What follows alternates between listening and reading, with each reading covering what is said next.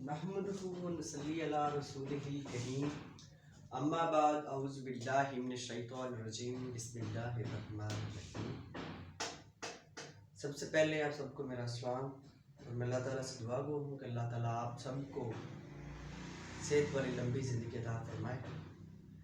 आज का जो हमारा टॉपिक है वो है स्लिप डिस्क एंड डिस्क परलैप्स। इसको हम शाटिका का दर्द भी कहते हैं और मोरों के हिल जाना भी कहते हैं। इस पर आज हम बात करेंगे कि मोरे क्यों हिलते हैं, शाटिका क्यों होते हैं, स्लिप डिस्क एंड डिस्क परलैप्स क्यों होते हैं। सबसे पहले तो आप ये बात को मद्देनजर रखें कि जिस इंसान के, जिस बहन के, जिस भाई के, जिस बुजुर्ग के, जिस माँ के भी मोरे हिल गए हैं, शाटिका का दर्द है, स्लिप डिस्क है, जो डिस्क परलैप्स है, तो आप उनसे ये बात जब कंफर्म करेंगे आपको ये मसला कब बना, तो उसमें से 80% लोग आपको ये कहेंगे कि मॉर्निंग के टाइम, सुबह के वक्त। अब बात ये सोचने वाली कि सुबह के वक्त ही ये काम क्यों होता है, इस पर हमने डिस्कस ये करना है कि सुबह के वक्त ही मोरे क्यों हिलते हैं, या शाटिका का जो दर्द है वो सुबह के टाइम ही क्यों जो होता है वो होना स्टार्ट होता है, या स्लिप डिस्क या डिस्क परलैप्स जो है ये सुबह को ही क्यों होता है। उसकी रीजन ये है कि जो हमारी रीढ़ की हड्डी है, रीढ़ की हड्डी है, इसके ऊपर भी वर्टिब्रा है, नीचे भी वर्टिब्रा है, इसके दरमियान एक फ्लूइड होता है लचीला मादा, जिसको हम डिस्क कहते हैं। वर्टिब्रा होते हैं, डिस्क के जो वर्टिब्रा है उनके अंदर जो होता है, फॉर एग्जांपल ये वर्टिब्रा है, ये वर्टिब्रा है, ठीक है, इनके अंदर एक लचीला मादा पाया जाता है। ये ऐसे जो है, ऐसे हमारी रीढ़ की हड्डी है ना, इसके अंदर लचीला मादा पाया जाता है, ये वाला जो, इस लचीले मादे को ही तो हम डिस्क कहते हैं, ठीक है। इस लचीले मादे को डिस्क कहते हैं। जब आप वर्टिकल पोजीशन में होते हैं, वर्टिकल पोजीशन में,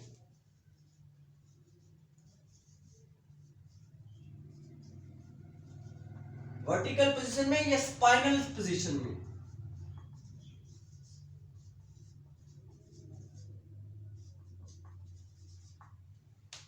इसके अंदर जो ये वाला जो फ्लूइड है, इस डिस्क के अंदर जो है इलेक्ट्रोलाइट जो होती हैं, इलेक्ट्रोलाइट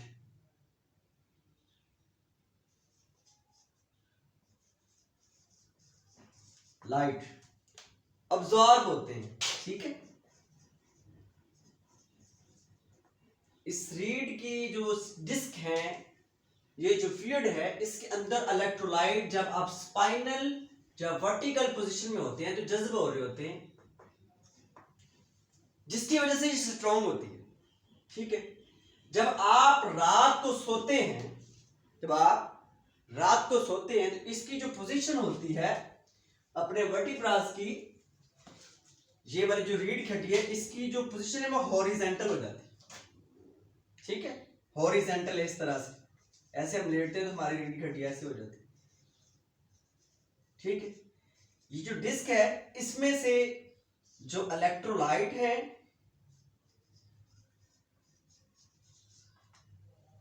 डिफ्यूज होना शुरू हो जाती है,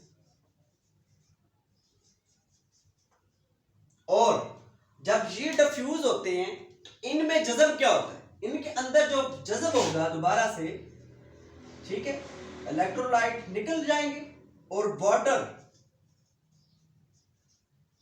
अब्सॉर्ब होना शुरू हो जाएगा, ठीक है, पानी इसके अंदर भरना शुरू हो जाएगा। जो आप रात को पीते हैं, जब आप सोते हैं तो आपकी पोजीशन जो होती है वो हॉरिजॉन्टल होती है, जिसकी वजह से आपके जो रीढ़ की हड्डी के अंदर या रीढ़ के अंदर जो डिस्क है, इनके अंदर जो इलेक्ट्रोलाइट जज्ब हुए होते हैं वो डिफ्यूज हो जाती हैं, बाहर निकल जाते हैं और उसकी जगह पानी भर जाता है, ठीक है।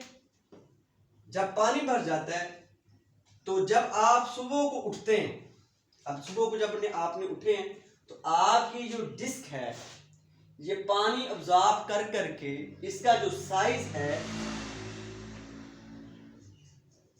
वो 1 से 1.5 इंच तक बढ़ जाएगा, इसका साइज गेन हो जाएगा, बढ़ जाएगा, ठीक है।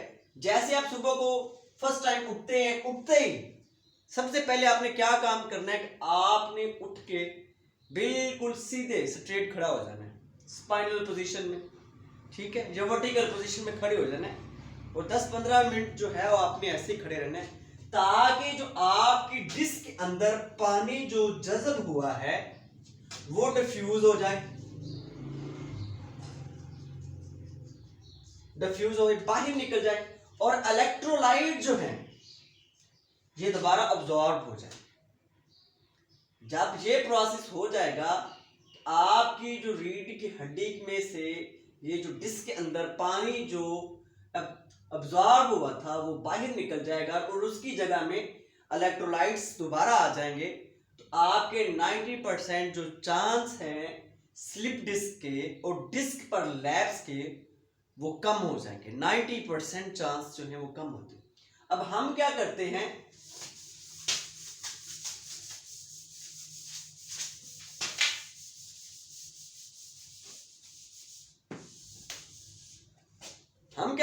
हम रात को ऐसे सो जाते हैं और हम बार बार उठ के रात को पानी पीते हैं, जिसकी वजह से ये जो हमारी पोजीशन होती है हॉरिजॉन्टल,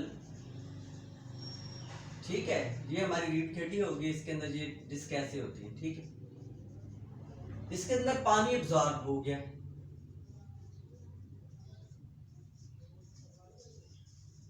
ठीक है, अब्सॉर्ब हो गया। जैसे हम सुबह को उठते हैं, उठते इलेक्ट्रोलाइट निकल गए होते हैं और पानी अब्सॉर्ब होने की वजह से इसका जो साइज है वो गेन हो गया होता है, बढ़ गया होता है। तो जैसे हम सुबह को उठते हैं, उठते ही हमने शूज पहने झुक कर या कोई जैसे ही वजन उठाना है, जैसे ही हमने वजन उठाना है तो ये जो हमारे वर्टिब्राज हैं ये हरकत में आ जाते हैं, क्योंकि इनके अंदर पानी भरा होता है, ये हरकत में आ जाएंगे।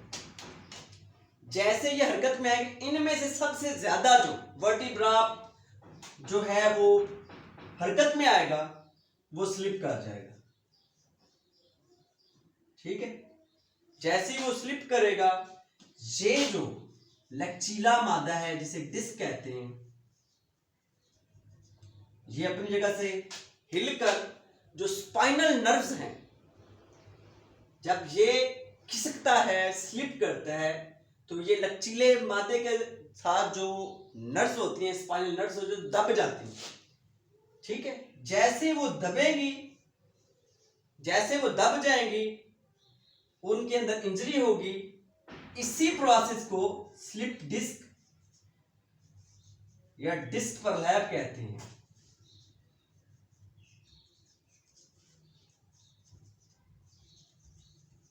ठीक है। इसी प्रोसेस को स्लिप डिस्क कहते हैं। जब ये जो वर्टिब्रा है ये बहुत ज्यादा मूवमेंट की वजह से अपनी जगह से हिलेगा, स्लिप करेगा और लचीला मादा दब जाएगा और उसके अंदर जो स्पाइनल नर्व्स हैं, उनकी इंजरी की वजह से ये जो मसला है वो दब जाती है, उनको इंजरी हो जाती है, चोट आ जाती है, जिसकी वजह से ये स्लिप डिस्क और डिस्क परलैप्स, जिसको आप सैटिका या मोरो का हिलाना भी कहते हैं, ये मसला बनता है, ठीक है। क्योंकि जब आप होते हैं लोडिंग पोजीशन में, ठीक है, यह है लोडिंग पोजीशन, ये लोडिंग पोजीशन है। इसके अंदर देख, मैंने आपको पहले भी बताया है कि इसके अंदर इलेक्ट्रोलाइट जज्ब होते हैं। जब आप अनलोडिंग पोजीशन में होते हैं ना, तो फिर जो पानी है वो जज्ब होना शुरू हो जाता है। और सबसे पहले हमने ये करना है कि सबसे पहले हमने यही बात को मद्देनजर रखना है, हमने जो लोडिंग पोजीशन है इसमें पहले खड़े होना है, और खड़े होने के बाद जब ये वाटर निकल जाएगा और इलेक्ट्रोलाइट जो है अब्जॉर्ब हो जाएंगे तो इसके चांस जो है वो बहुत ज़्यादा कम हो जाते हैं। अब ये मसला अगर बन गया है, ठीक है, तो इसकी सबसे पहली जो बड़ी मेडिसिन है स्लिप डिस्क करने की, अजलात के ऊपर चोट आने की, ठीक है, वो है आर्निका माउंट। आर्निका माउंट, ठीक है। आर्निका माउंट जो मेडिसिन है ये खुश मिजाज लोगों की मेडिसिन है, ठीक है। खुश मिजाज लोग हैं, हवा चलती है, इनका जो मौज है, मूड है, ये और खुश मिजाज है। ये ऐसे लोगों की मेडिसिन। और जिस जगह पे भी इंजरी होगी, चोट आएगी, अजलात के ऊपर चोट आएगी, टिश्यूज के ऊपर चोट आएगी, उसकी सबसे पहली मेडिसिन आर्निका माउंट होगी, ठीक है। और स्लिप डिस्क के अंदर, डिस्क प्रलैप्स के अंदर, मोरों के हिल जाने के अंदर और शटिका के दर्द के अंदर ये अपना सानी नहीं रखती। ये होम्योपैथिक की बहुत नायाब मेडिसिन है। खास तौर पर स्लिप डिस्क और डिस्क प्रलैप्स में मैंने बहुत से पेशेंट ठीक किए और बहुत रिजल्ट लिए हैं इससे, ठीक। ये किसी जगह पे भी जब चोट आएगी, अजलात में चोट आएगी, घुटनों में दर्द होगा, स्लिप डिस्क का मसला होगा, डिस्क प्रलैप्स का मसला होगा, शैटिका का मसला होगा, मोरे हिल जाएंगे, या कहीं पे चोट लग गई है, इंजरी हो गई है, तो उसकी पहली मेडिसिन जो कि आर्निका माउंट। इसके साथ विस्टॉक्स,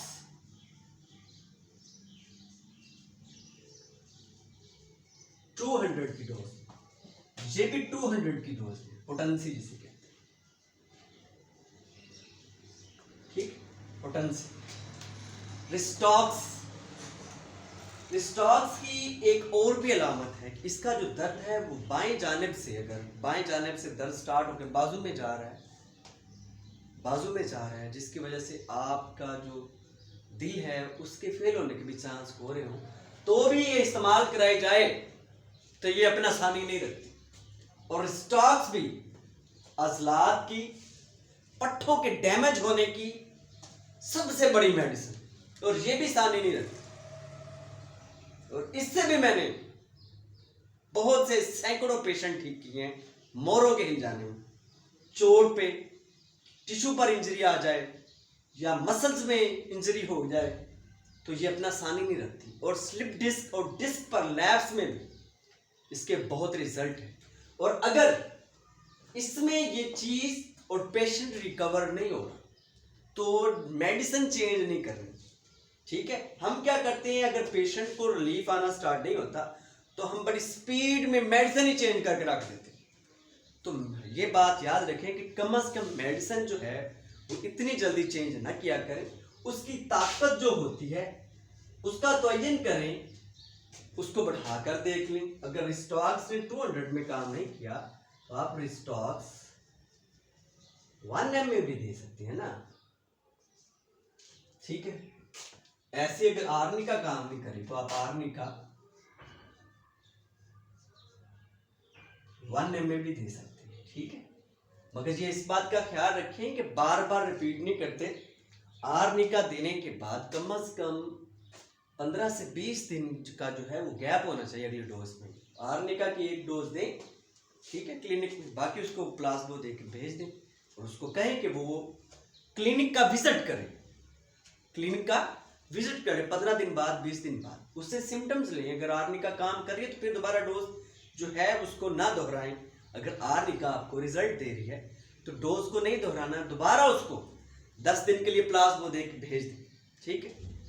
फिर उसको कहें कि 10 दिन के बाद विजिट करें। अगर आर्निका वहां पर अब काम छोड़ गई है, उसने जितना काम करना है और पेशेंट 70% रिकवर हो गया है, उसके बाद आपने आर्निका 10 ml दे के पेशेंट को रिकवर करवाना और पेशेंट इंशाल्लाह रिकवर हो।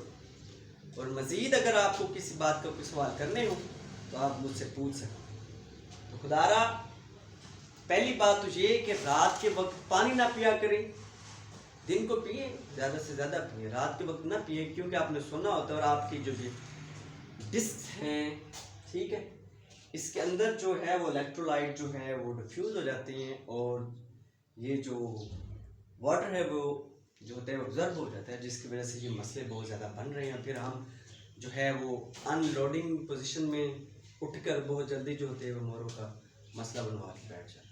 तब तक के लिए मुझे इजाज़त दें। अल्लाह हाफिज़।